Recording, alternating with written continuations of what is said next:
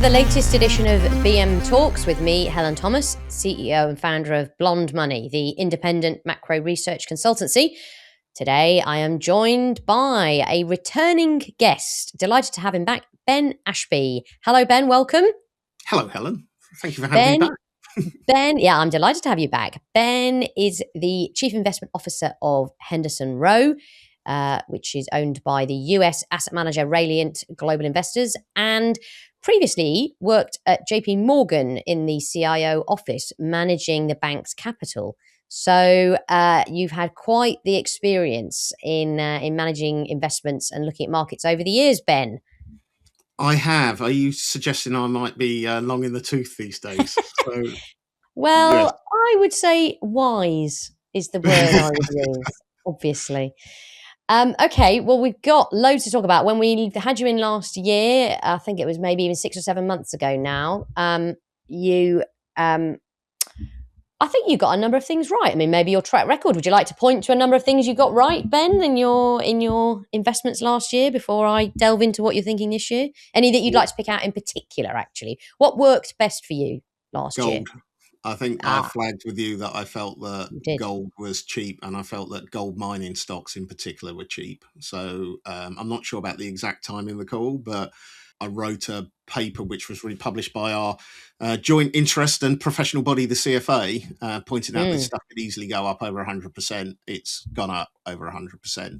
I still think there's a structural trend with that trade going on. Just to give a bit of background, talking about JP Morgan CIO, I remember meeting a certain local branch of a central bank in New York, and who possibly might have been their regulator at the same time or involved with their regulatory process. And I remember walking out after seeing these guys and just thinking, you're not going to stop printing money ever until you've created inflation. And at the time, I remember gold. So this was December 2015. So it's been 10 years. And I think that trades with enormous volatility, which I'd flagged to everybody listening. But I think it's averaged about 23-24% per annum since there. And I think that's a structural trend that's going to continue until... So it carries on. Gold exactly. Yeah. Until everybody realizes money printing has a problem and MMT gets defined to the bin again for all the problems it has. We do have about 2,000 years of creating money without linking it to any value, and none of it ends well. It's very much the lesson of history. Yes, I always like you for your wise thoughts on economic history. Speaking of which, technological revolution is ongoing. And there's more and more people talking about AI and a potential boom. And of course, in fact, the fact that people are talking about it, worrying it's coming to an end probably means it isn't yet. Only when the last bear has turned into a bull do you tend to get the top of these things. But perhaps we are closer to the top than the bottom. I mean, what do you think about, AI? And actually, specifically, I'm interested in your thoughts on data centers, which are coming up more and more. So I'm enormously bullish on the technology. All great investment bubbles tend to have some kind of technological shift to them, whether it's going back to the railways in 19th century, radio stocks, personal computing, all this kind of stuff. So AI kind of follows that. I think as a technology, it's genuinely transformational because it can innovate at such a high level or evolve. Sorry. So I think it's a genuinely innovative technology. I think that the speed it can evolve at is enormous. However, I would just flag 2 or 3 things. I'm a big fan of Carlota Perez, the economist who covers technology. She would make the point that there's usually 2 stages. So there's usually a technological breakthrough. There's usually this mad investment frenzy. The investment frenzy sucks in too much capital. It gets badly deployed. There's a big bust for investors, early stage investors. But then you've employed the technology. You've deployed it in terms of new data centers, and actually it becomes very cheap. And that's where the second level stuff comes through. I think we're somewhere close to the investment frenzy. I think we're probably close to the end. I'm a little bit surprised. That there hasn't been more questions asked because it's fairly clear the numbers don't work. But I think the tech firms all have the view that it's a winner take all kind of market, and whoever kind of wins this, it's kind of existential for them, and most of them can't afford to step out. Interestingly, though, Apple does appear to have stepped out and sat on the sidelines and just watched everybody spending vast numbers of money. I also don't really understand some of the companies involved, what they think is going to happen. So the obvious one for me would be Meta, who obviously made an enormous bet on whatever it was, AI, not AI, virtual reality, which A didn't virtual reality. pan Yeah, out. the metaverse. Yeah. Yeah, in the metaverse, and now they're pioneering, and I'm not entirely certain what they think is going to happen unless it's a complete pivot of their business model. But finding more annoying Facebook posts about cats or adverts I don't want to see, I'm not really certain it's going to be boosted enormously given the amount of spending. So, look, why would I say, why do I think it's unsustainable? First of all, the revenues aren't coming through at the level that these people need to justify the spending. Hmm. The second thing you've got as well is the chip depreciation, which is a bit of an arcane argument, but it is in for professional investors will be aware of this. The chips depreciate; they actually burn out at a relative rate. None of that's recognised in the accounting. Mm. The other thing that you've got as well is, as Google demonstrated with the latest version of Gemini, you don't necessarily have to have the most expensive chips.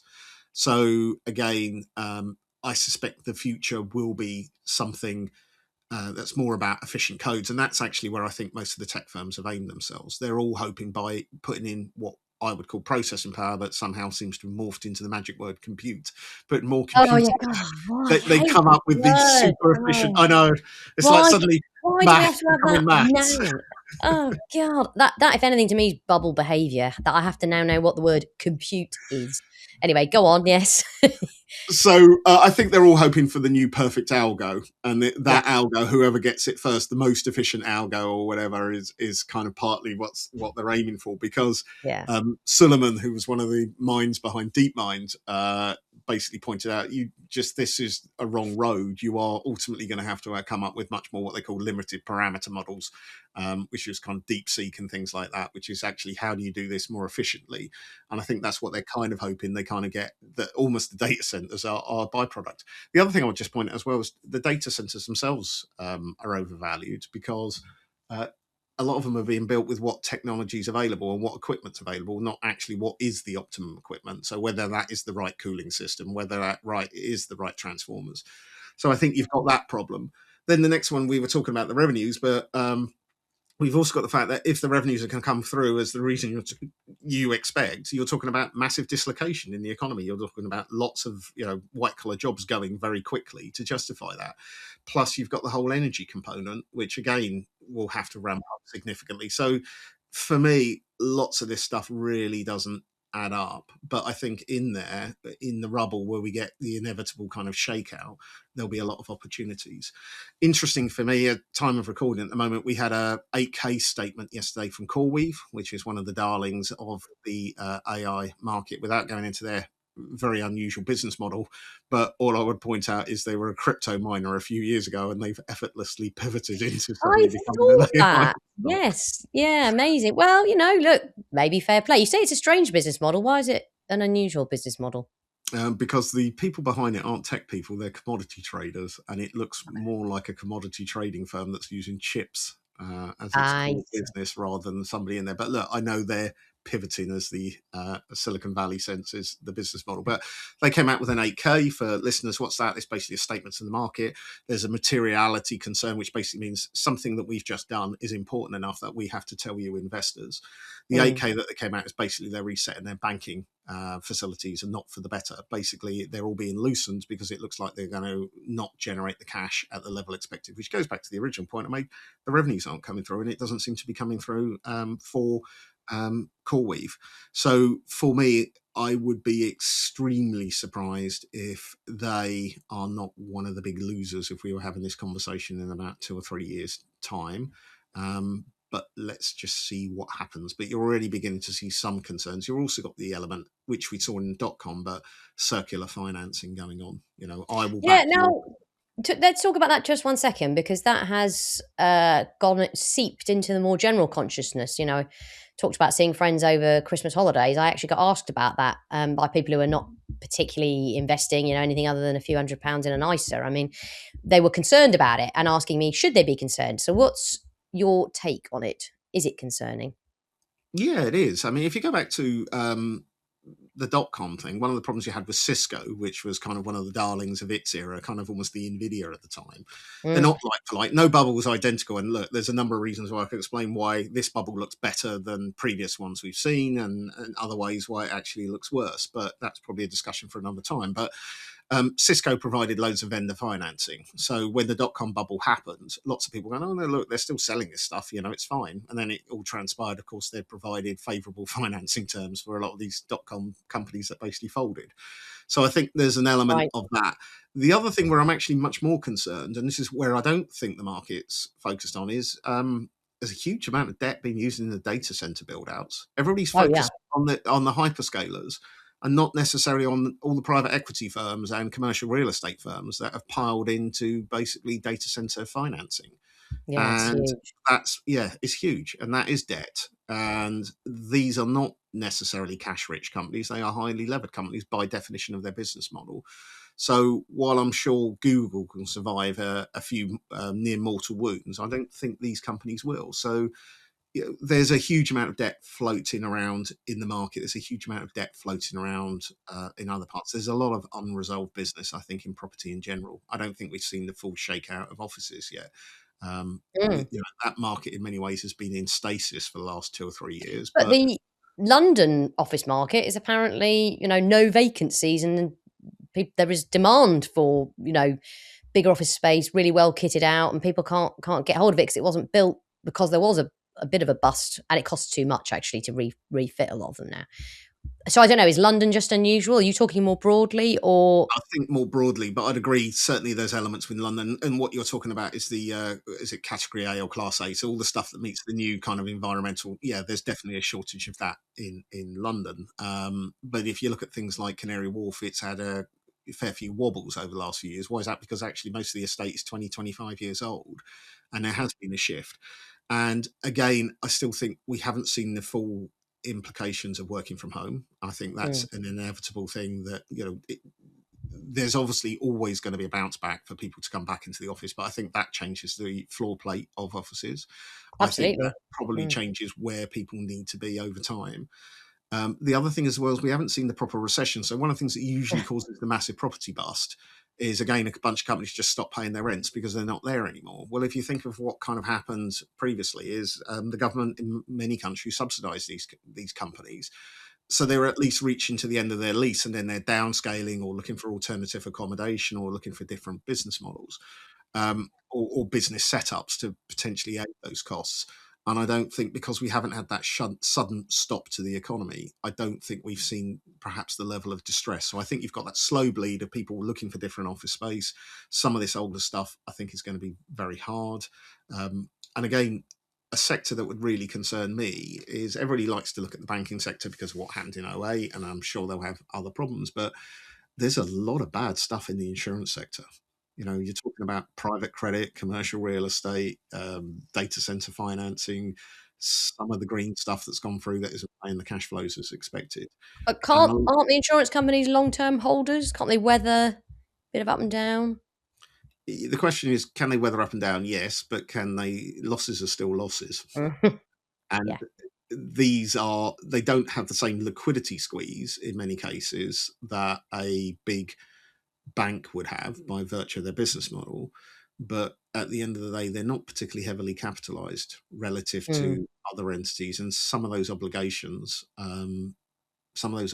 will fall on their general balance sheet. mm, So there's a big British insurer that has about $500 billion of on balance sheet risk, and it manages a large asset manager with about $1 trillion of off balance sheet risk. Uh, this entire temple of leverage is held together with $3 billion of equity, which I think most people would wow. find fairly shocking when you look at that as a pure leverage ratio. Now, I understand how they've modelled the company. I understand how they've put it together. I'm just not entirely certain that 3 billion is sufficient. And there's a lot of engineering that's gone on. As we saw during the Liz Truss episode, there is a lot of financial products that, under certain circumstances, might have margin calls. You swap the FX rates, all right, or where you're going to find the collateral in a big FX movement, or suppose sterling goes out of fashion along with gilts. So the margins go up. Well, where are you going to find that liquidity for? So again, it's a rate of change argument. If it's slow, it's all manageable. If it's quick, it could be a problem. I got you. Great. Good. That's a cheery thing to look at. I mean, what is the outlook for gilts? If we could just touch on that for a second as a gilt investor. Last year was perhaps more forgiving of the gilt market than it maybe initially looked, or I don't know. How would you describe how it looks right now? The gilt market's really technical, and while I'm a bond investor, I'm not necessarily somebody who spends all his day in the gilt market. Thank God. You're not a So gilt geek, yeah. Not many of yeah, those not a around gilt. anymore. So I would come in, and my starting point is everybody hated gilts last year, and you needed the event. So a lot of people thought the budget would be the event that potentially caused a big sell off in gilts and sterling in general. And actually sterling did relatively well last year, partly because everybody was negative. So again, when everybody's negative, who's the marginal seller? What's going to trigger it? So we didn't quite get that. I think there's an argument to be made that inflation will be coming down in the medium term. That the ex-trader in me would say, look, there's a potential gilt trade to be made, but structurally, no, I wouldn't want to touch them with a barge pole. I think the currency is deeply overvalued. Again, if you want to make a spot argument, yeah, I can see why it's around where it is at the moment. But if you look at how the UK economy is going to have to adjust with the huge current account imbalances, that implies quite a significant devaluation against a basket of currencies over the next few years. I think that's likely to happen. We've got almost no growth. We've got crappy economic policies, which are just adding to those problems. And we've got no productivity, which the current government is determined to reinforce the public sector side of things, which is the least productive side of the economy. So I think you're slowly grinding towards, on our own basis, something that looks quite stagflationary to a certain level, not necessarily this year, but I think it will come. And the other thing is just, nobody cares. So talking about our former life, we used to generally trade the gilt position, which was sizable, because we had to, because we're a large international bank. And it was trading on a beta to US Treasury. So if the US Treasuries get into difficulty, nobody's going to run into sterling. They just view us as the evil little half brother with even crappier balance sheet. So I suspect the gilt market gets hammered by that. But one of the few advantages it does kind of have elsewhere is, what else do you invest in? I might love Swiss government debt, but it's not liquid. It doesn't produce any kind of yield. I might like Singaporean debt, but it's not liquid. So if you're running a very large reserve position, there's a finite number of things that we can invest in. And as we've discussed elsewhere, we've got France, which is, again, one of the other liquid alternatives. So do you want to put your money in France? Not really. Do I want to keep it in the States? Well, I'm not quite sure what's going on there at the moment. Do I want to put it into BTPs? No, not really. Canada, not liquid. Japan, there's issues with that at the moment. Canada, not particularly liquid. So You're left with again, the UK. yeah, kind of partly left in the UK, but we are seeing that trend into gold. Well, We yes, are indeed. seeing, Yeah. the once and future reserve currency coming back into fashion. So again, Not Bitcoin. I'm no expert in Bitcoin. If I was, I would have retired by now. In fact, maybe Yeah. maybe because I understand money, I haven't retired, because I haven't generally gone anywhere near it, because I'm not sure it's sustainable. But there we go. I'd like to see how it performs across a proper economic cycle in much tighter financial conditions. So Well, we're I going to don't get to think see that. I We don't think it'll will. be a good year for Bitcoin. That would be one of my predictions. Okay, superb. Final question. You have a lot of models that look at overall kind of market liquidity and market risk. I think you and I were both surprised that in kind of Q4 last year, some of these signals were indicating risk was potentially ramping up. There was the potential for more volatility. It didn't actually manifest.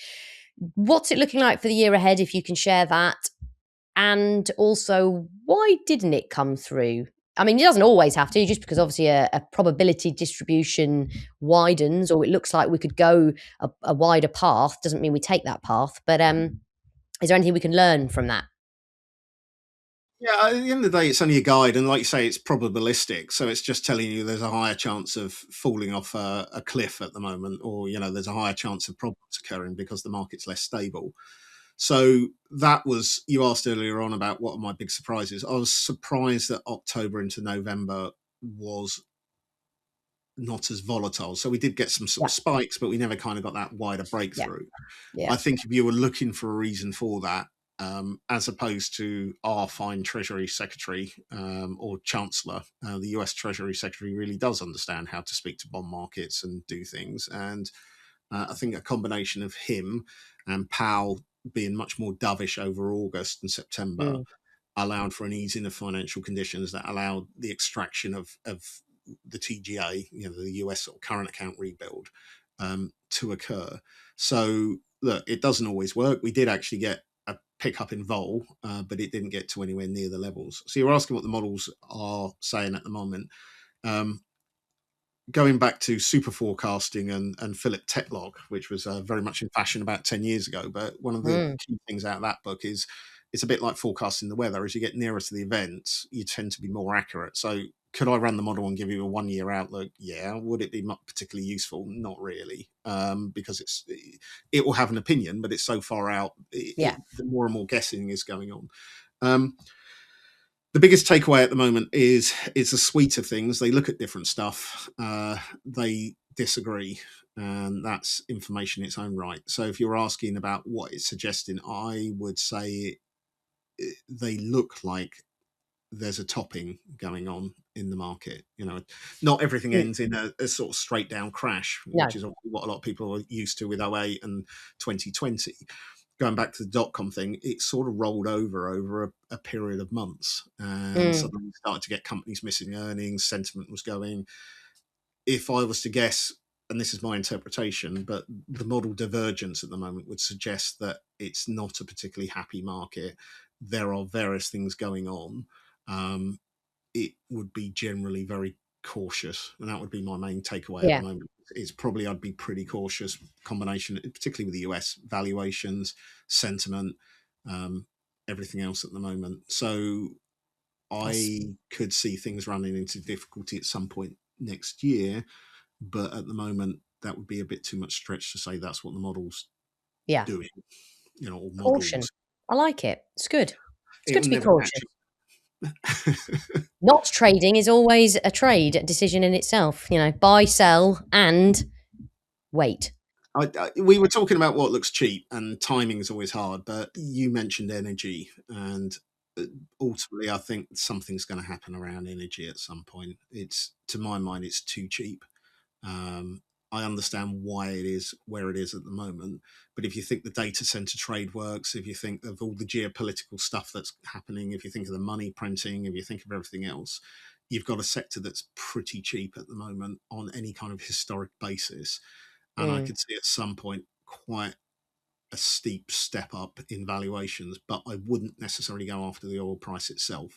There's a lot of stuff in the energy infrastructure space that is very cheap, and it's got much better asymmetry. It's not an outright bet. So drill ships, for example, day rates have been going up on that. If you believe in Venezuela suddenly reopening things and stuff like that, or Brazil at the moment, which is actually more accurate in terms of drill ship, but there will be more build out. So I think some of the oil services companies and bits like that are potentially quite attractive here. It's a sector that had an enormous washout over the last few years. There's a lot of restructuring that's gone on. So again, you're dealing with pretty clean balance sheets and cash flow positive companies. You just need that final leg up potentially, and these things can go up quite significantly. The question is when. So we talked a lot. Just I was going to a couple other things. Ukraine, what do you think happens this year? Peace deal or more of the same? Or yes, I think there'll be a peace deal of sorts, which is then tested severely, as you might well imagine, by both sides probably. But that'll mean it. I mean, it's already fading a bit from consciousness, as of course people's attention turns to other things, almost inevitably. But if there can be some sort of peace, then I imagine that there's something of a peace dividend that comes out of that in terms of resources that the grains that come out of Ukraine and everything. That's my view on it. Ben, you're more tuned into the you're tuned into the military industrial complex or whatever it is people go on about on the internet. am I? So you'll have to mysteriously disappear now if you've outed me for that. In Yeah. fairness, So, well, what do you think about Ukraine? I think the Americans don't want a lasting peace. I think they kind of want a semi-messy peace because it gives them leverage over the Russians. The way I'd reframe it Makes is look at sense. the big picture. I Yeah. think there's a new Cold War starting. I think that Russia's a middle part of that. I think the American big picture strategy is they don't want Russia as close to China. And I think some kind of messy peace deal where they can up the ante or lower the ante on Russia at any stage suits Yeah. their purposes. I think that Europe won't rearm because it can't afford it. So I think there'll be some level of rearmament, but literally they cannot afford it. And the other thing is, as you know, so not only military industrial links, apparently, I've got Russian links as well. But having been involved with Russian investing many years, for many years, I mean, the economy's wrecked. I mean, the country's wrecked. I mean, I don't. Yeah. This is the big narrative. I don't get. I mean, they were already on a decline before this started, and all you've done is you've created, it would appear, over 1 million casualties. And if you bear in mind 70,000 casualties over Afghanistan when they were there contributed to the end of the Soviet Union, you've effectively wrecked the economy. There's going to be no new capital investment into oil and gas. Even if the war ends, I suspect the best you can hope for is actually oil and gas goes up again because the Russians are kind of selling below price. But even then, who's going to put the new capital into kind of, which in many cases Soviet era facilities. So I don't think any of that's going to change in the short term. So I think they're in real problems. I also think that the other one, we were talking about the European Union, but I think China's in a much weaker state than, everybody looks at this huge behemoth, but they've just had the biggest property bust in history. They've got some of the biggest budget deficits in history. They've got enormous levels of debt, which is really impressive when you consider it's like you've become the world's workshop and you're massively in debt. How did you manage How'd this? they do that? Yeah. So I think we're grinding towards a whole series of trade wars with regards to effectively Chinese dumping on the rest of the world. So one of the calls I got wrong this year was actually a chemical company. One of the things that kind of occurred was just, in essence, the Chinese are dumping bulk chemicals below cost on the world markets.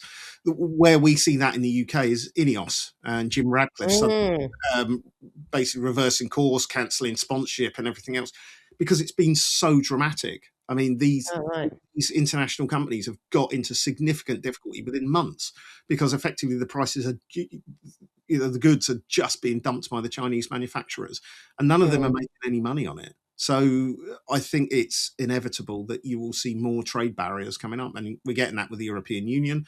I think the European Union would also have a huge interest in trying to get the UK back inside the club, at least at some level, just because the Germans need the UK car market, which they're rapidly getting priced out of, particularly on electrics, by Chinese manufacturers. So I think you've got a lot of moving parts going on. Okay.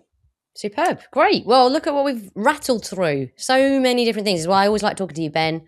You look at all these different asset classes and you put it all in its context. So thank you.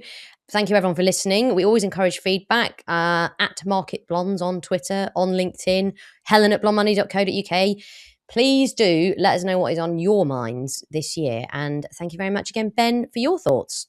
Thank you. Thanks very much.